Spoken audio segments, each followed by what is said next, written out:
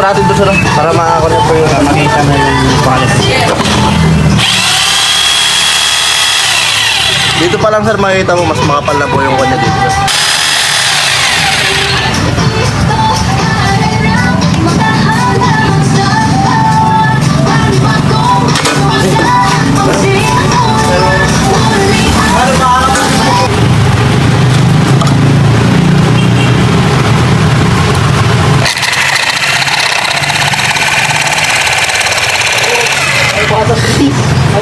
Okay lang po ba yung kanya sir?